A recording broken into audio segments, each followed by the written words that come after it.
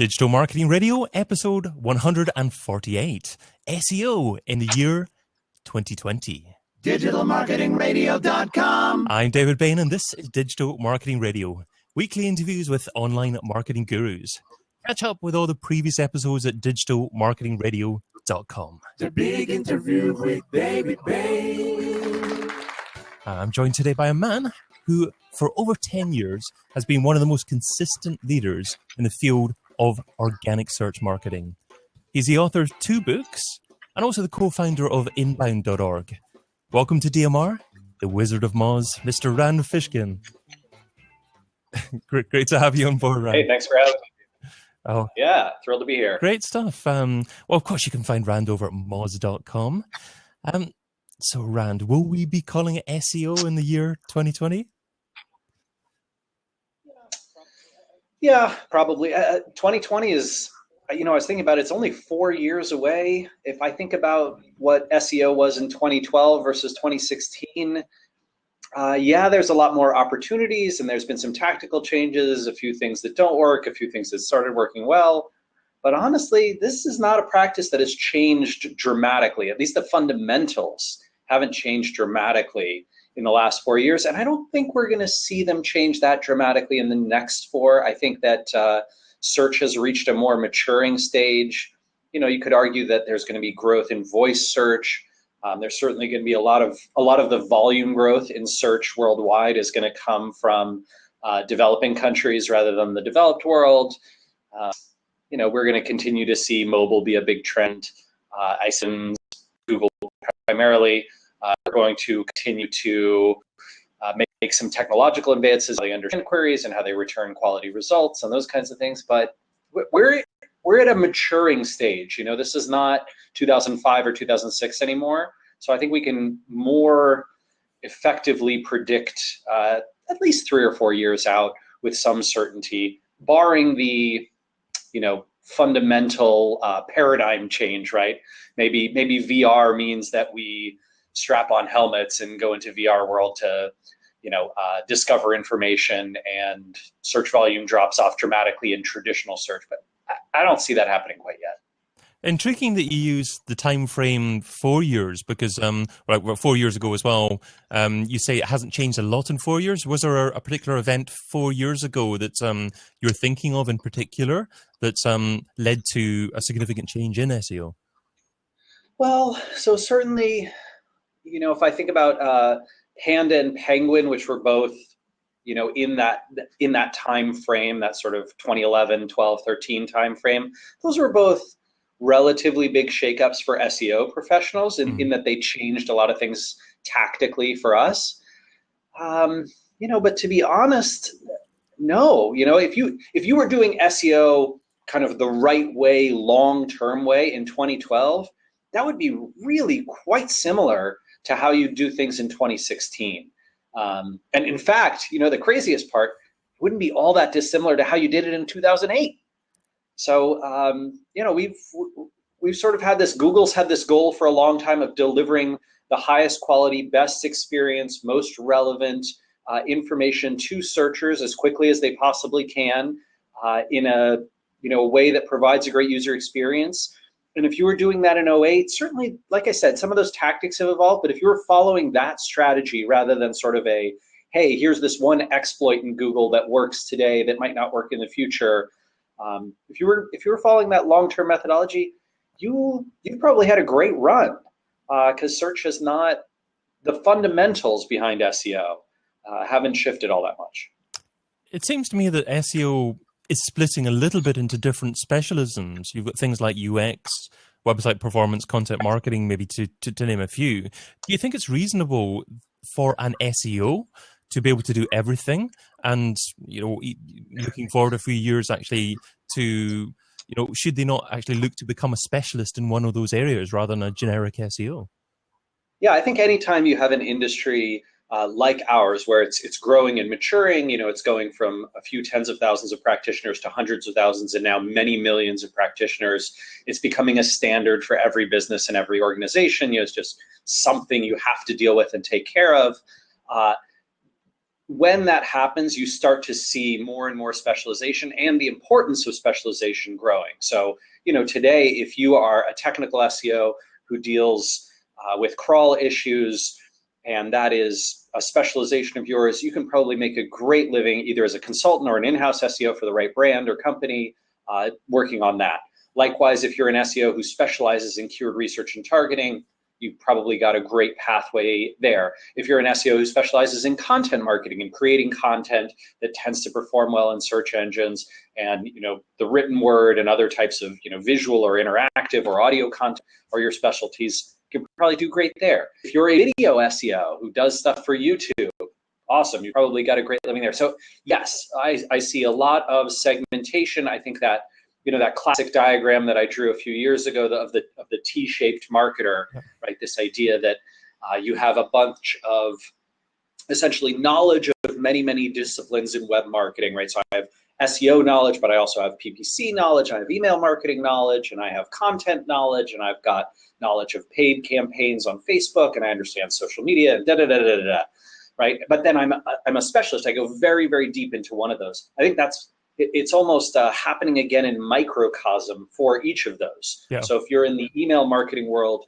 building up an email subscription list for a new startup versus email outreach versus optimizing an existing email list or working on email migrations or setting up recurring emails for SaaS and subscription-based businesses, you can find the specializations within the specialization and the T shapes inside each of those eyes of the T.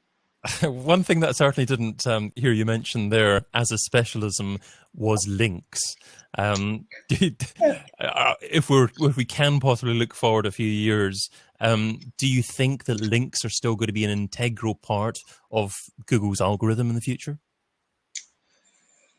Let's see. I think they will still be in the top 5 most important things that you have to think about for SEO, but I think it's possible they won't be 1 or 2, which they still are today. And I think that will be it will promote a very tactical shift for a lot of marketers, right? They'll be thinking much more about content and user experience and social signals and user engagement and usage signals and possibly new signals that haven't emerged yet that we will learn about in the future. And we'll be thinking about those a little more than we think about links. One of the things, though, I think for every year that I've been in the SEO field, which is 14 years now that I've been doing SEO in some form or another, there have been people predicting the death of links as a ranking factor. I think because they're gameable and the engines have complained about them a lot, and they continue to get harder and harder to earn the right ones. You have to go through a lot of effort to do those, and manipulation of the link graph gets harder and harder. And so I think there's this natural prediction that someday, Google's going to get rid of them as a ranking factor.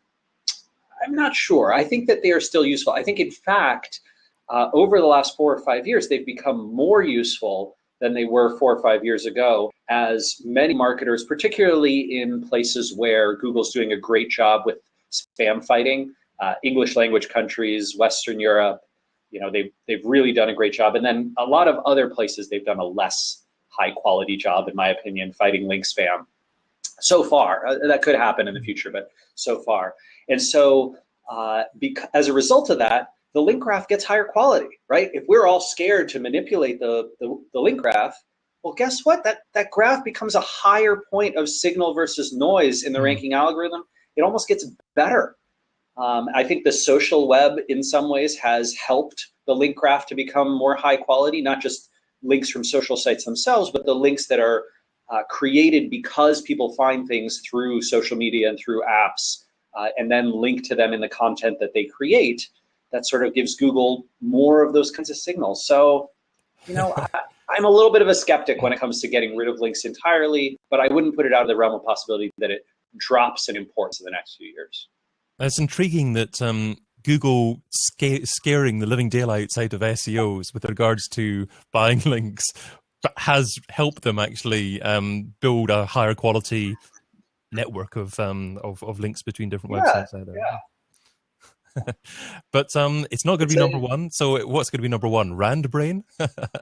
oh God, that was just, it's so weird to have, there's this odd thing where I sort of, I feel like I live apart from this weird character of Rand Fishkin, right? There's like the character and caricature of Rand, and then there's me, and I just walk to work and try and do my job, and then create good content and help Moz be successful, and try and lean on our big data team to do their jobs better, and lean on the Explorer team to do their jobs better, and and then out in the web, it's like, oh, I don't understand. There's a whole weird religion of like, making me into something that I'm not. I cannot emphasize to enough how unimportant I am in the grand scheme of things. I'm sure your wife helps you. Certainly, my wife certainly helps me in that scenario. Oh yeah, no, she makes sure I know that to keep humble. So back to your question though, with regards to the things that I think are going to increase importance. Look, I think it is already very important. I think it will continue to be important, but Google doesn't talk about it much. I think they are concerned that there's still a lot of manipulation potential, and I want to be very respectful and empathetic to that. So I understand why they haven't talked about it, but user and usage data signals, in my opinion, are on the rise. They're here today. They're powerful. They're influential. We can test them and observe them with relative consistency, not perfect consistency, but relative consistency. And we can see that, things like lots of people searching for an unbranded term in combination with a brand tends to associate that brand with that non-branded term, and tends to mean that that brand, that website, is going to rank higher. That's just, it is what it is. Yeah. In terms of other things, I think that content evaluation is something Google is doing a better and better job with. And we are seeing them grow the number and types and diversity of signals that they look at from content.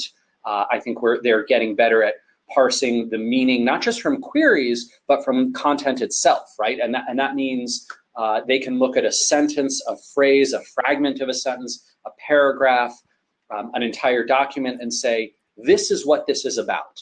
And this is how relevant it is to these particular queries versus relevant to these other queries. The days of raw keyword matching are really at an end. I think today we almost do keyword matching as SEOs more for searchers than for the engines themselves. Engines are getting smarter and smarter about being able to connect up synonyms and phrase meanings. But searchers, when you search for, best restaurants in Rome, I still want to visit a page that has as its headline, best restaurants in Rome, or Rome's best restaurants, right? Mm-hmm. I'm not looking for that sort of broad synonym fragment. So I think that content evaluation is another one.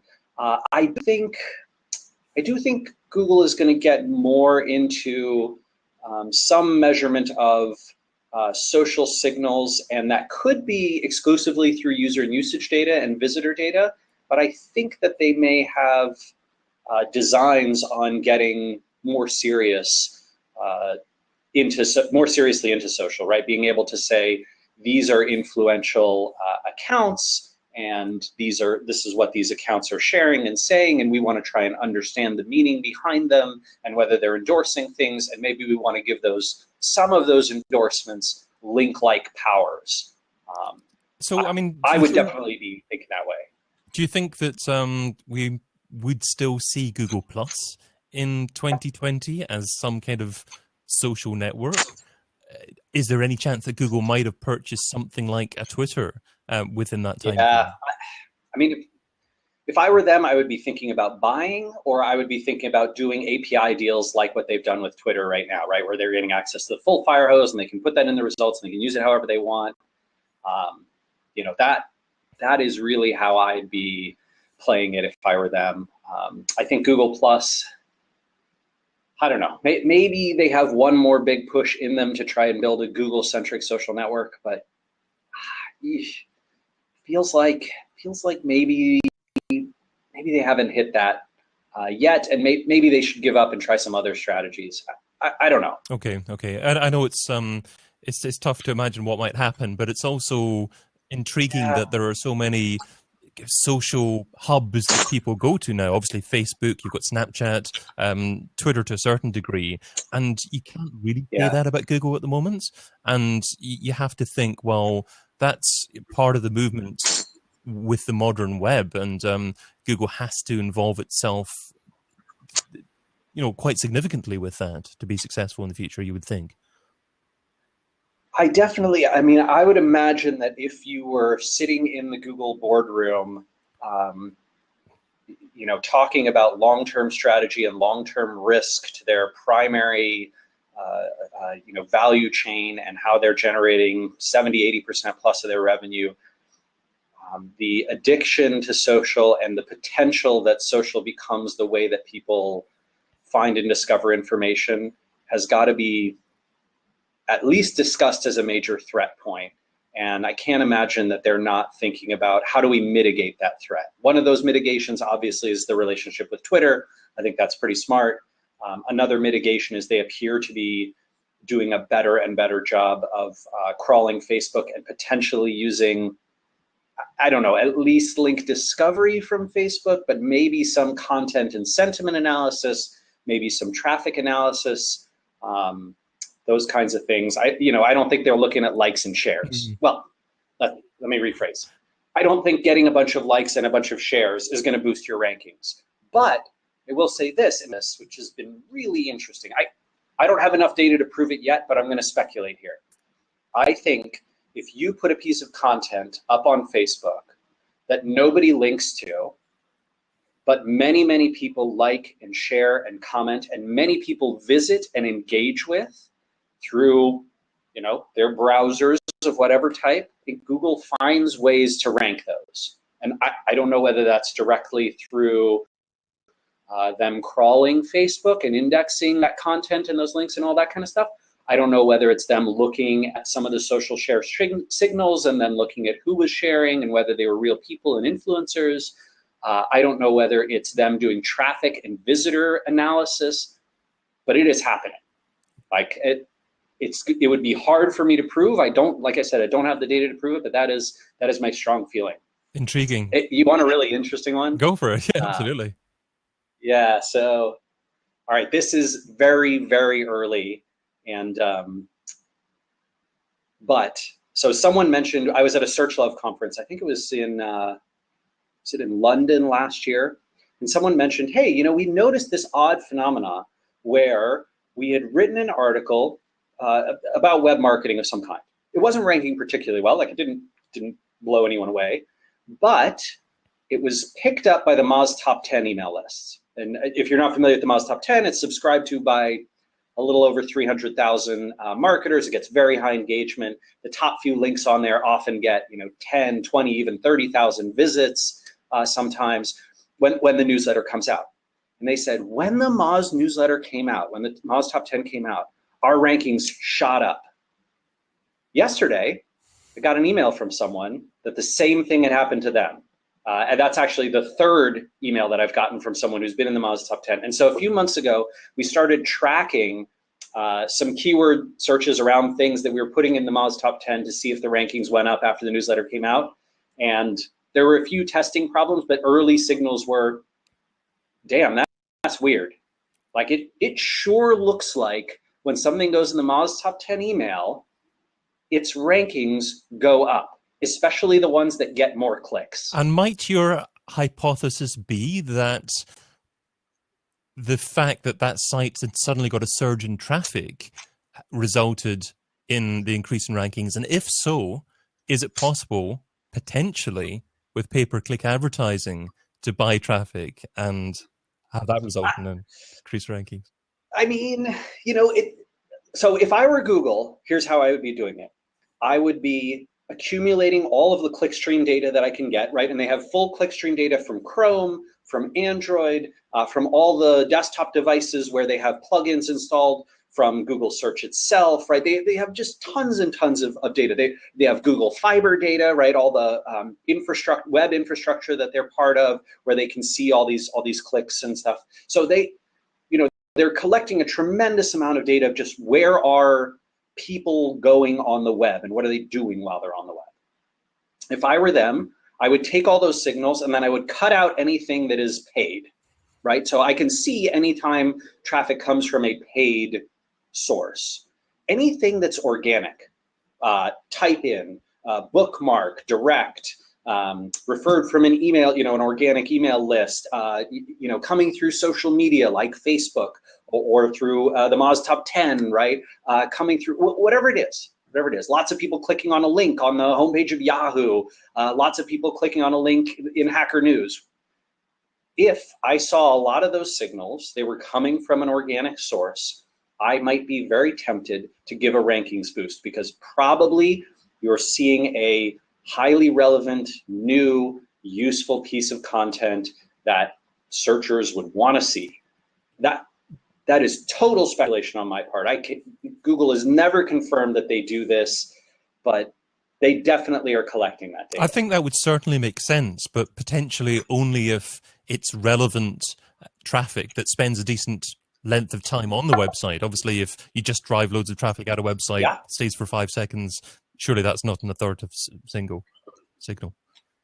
Totally agree, right? If you want to see traffic, you want to see diversity of people visiting, right? So lots of people from lots of different places with lots of different Google accounts that have real history, that are clearly not just bots or people who were paid to visit a site through Mechanical Turk or something like that.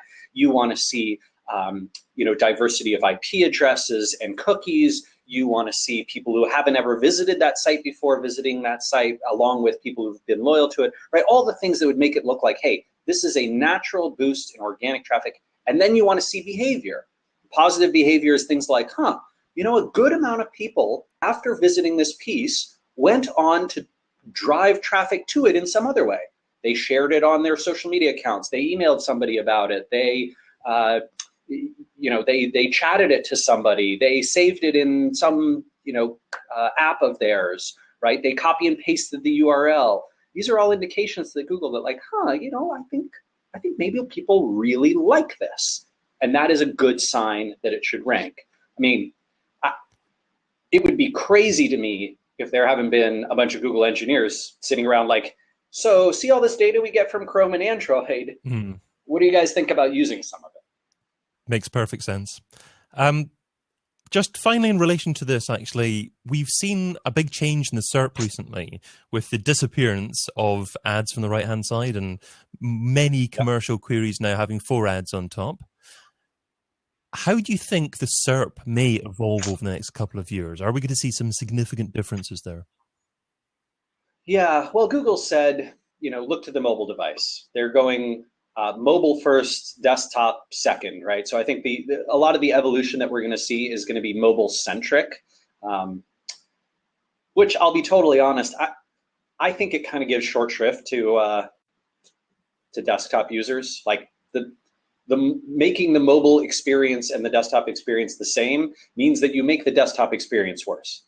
That's just my opinion. I'm one guy, whatever, but I don't totally love it personally. That being said, Google's going in that direction. That's what they care about. So I think that we can take our cues directly from mobile. One thing that you see in mobile right now that we have not seen as much in desktop search is, let's see, if you have a mobile device, let me see if I can do this for you. I searched yesterday, for like a men's haircuts and like a Pinterest. Well, actually, you can sort of do it with Google. Let me see if I can. Let's turn this so that I'm not so backlit. So for audio replay viewers or listeners, yeah, can you see this? So do you see that scrolling? Yeah, so left to right. So we see left to right image scroll here in the top of a SERP result. Right. Yeah. So that I think is something that has not yet made its way very, very far into Google's desktop search, and I think that might be something we see more of. We've had that carousel up at the top for some different types of knowledge, but I suspect we're going to see more of that interactive behavior inside a search result to get at, you know, the core of a query and the core of what a searcher is looking for. I certainly think that there's going to be more of those interactive elements. I'm sure they will be thinking about bigger screens in the future as well, because there are, yes, many tablets, many mobile devices, but perhaps people might not use desktops so much in the future, but they've got a great big screen in their living room. So surely they're going to be browsing the web on that. Yeah. It's weird that we haven't seen as much of that. We've seen that with YouTube. And I think that Google is smart to go into the content play world, right? Where they're essentially saying, hey, why don't we make some content the way Netflix and Amazon and those folks are? Smart. But yeah, it'll be interesting to see where that goes. I certainly expect, Google is launching tons of SERP changes all the time to try and get that engagement up, to try and answer people's questions faster and better.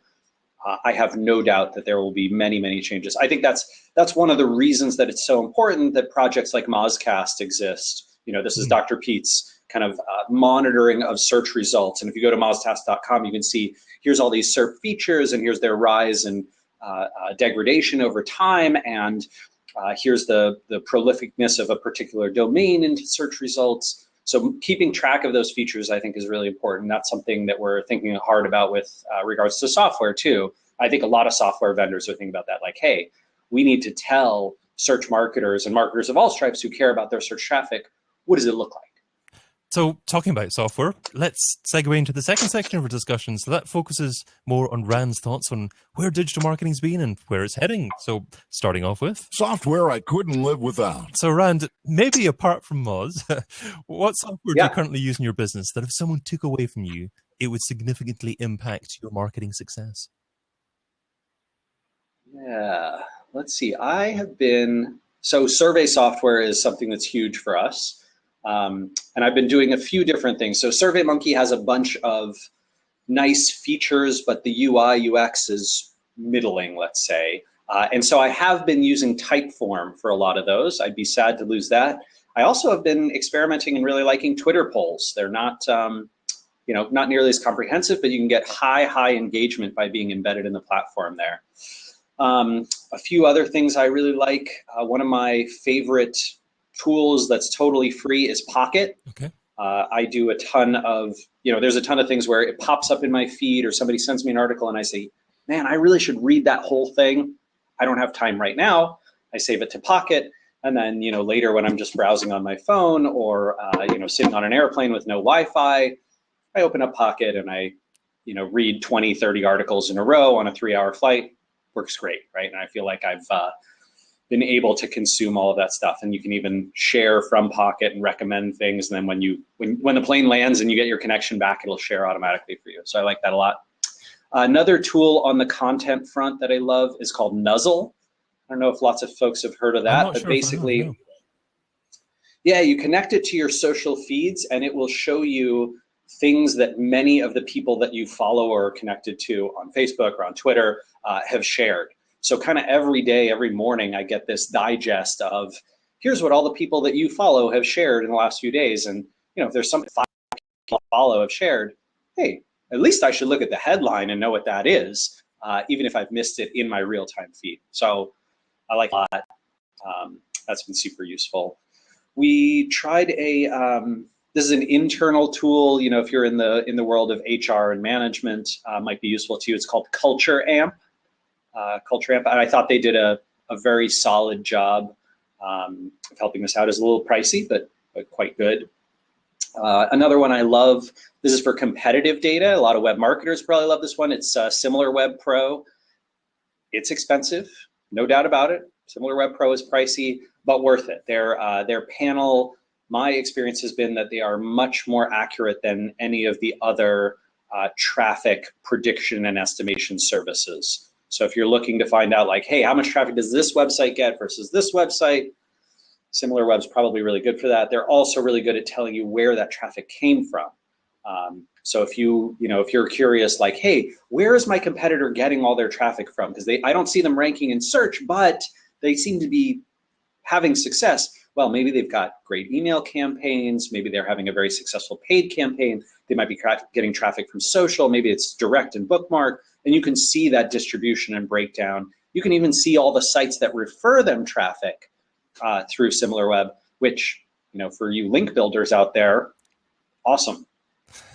Some wonderful recommendations there, so thanks for that. But here is a slightly more challenging question, and that is, what piece of software don't you use, but you've heard good things about, and you intend to try at some point in the near future? Yeah, that's a good question. Let's see. Part of me almost wants to say Slack, but I have actually used Slack quite a bit. So all of Moz's teams are on Slack. I'm one of the few curmudgeons who's like, what advantage does this offer over email? It's like reply all the time. Anyway, but regardless, I have switched to using it because I sort of have to. Let's see, another tool that I haven't played with that I know I really should. I'm embarrassed to say I have not played with BuzzStream as much as I should have. It's a awesome tool for influencer discovery and outreach and prioritization and for link building. I know lots of folks are fans of it. Lots of Moz users are fans of it, but I haven't checked it out, at least not in a few years. So BuzzStream. Wonderful. Okay, well, I really appreciate all those recommendations, and I'll track them all down and include links to them in the show notes there. But let's move on to. I wish I would have. So I'd like you to look back on the very first day that you're involved in trying to market a business online. A long time look back, I know, but hopefully you can do this. What didn't you do so well? What do you wish that you would have done differently? Man, I bet the first business that I tried to market, it was either a local bank here in Seattle or it was a dentist's office. And this is back when I was building websites. And I'll tell you what I did wrong. It was everything, literally everything. So I did no SEO because I didn't know what SEO was.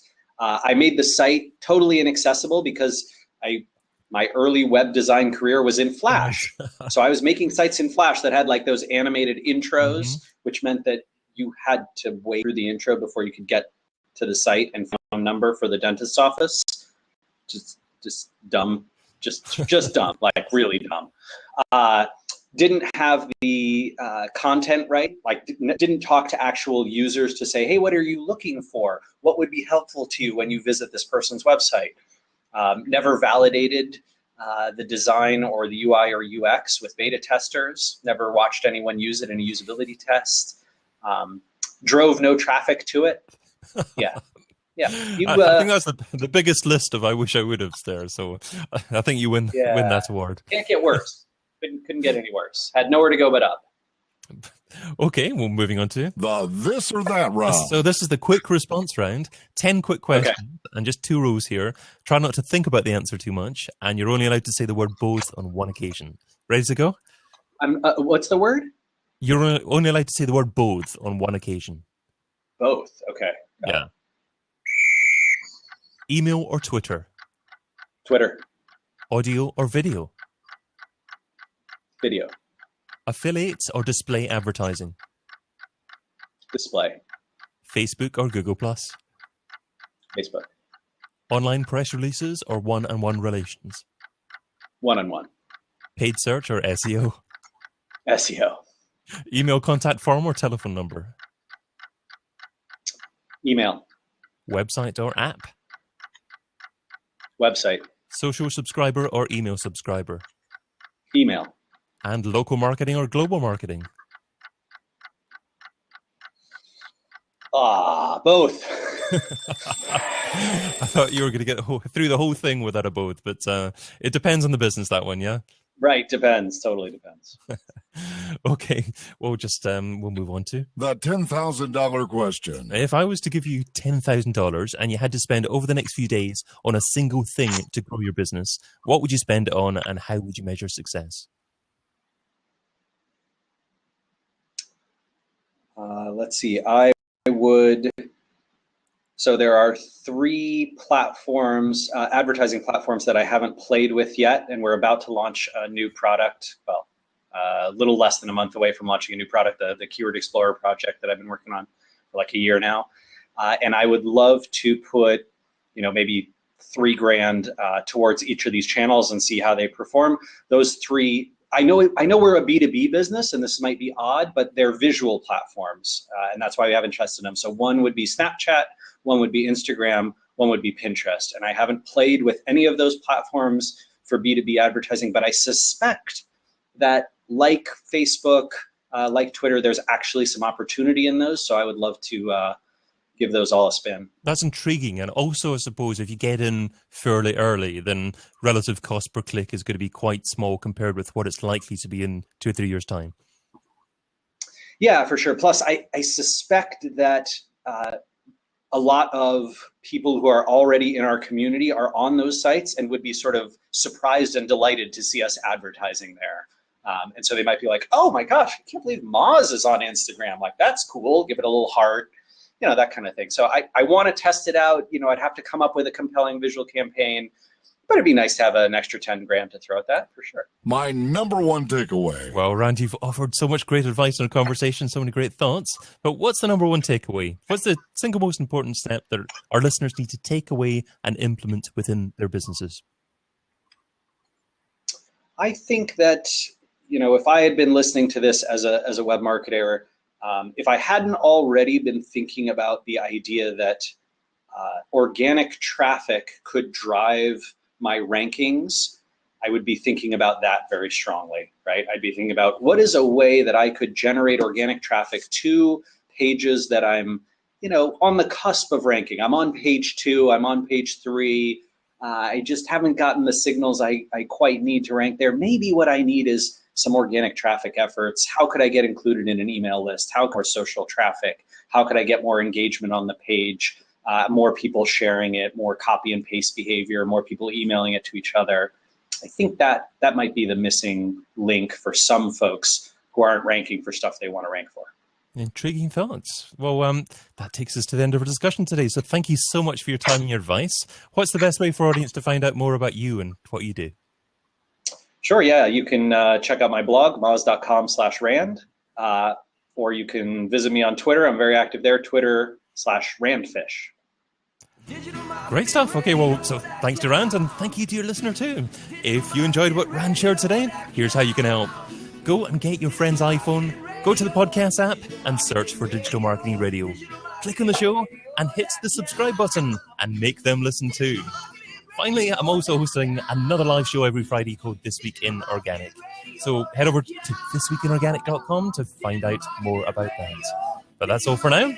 Until we meet again, adios. And thank you again, Rand. It was great to have you on. Yeah, great to be here. Thanks, David. Wonderful. Okay, I think that's a great episode. Thanks, Blab.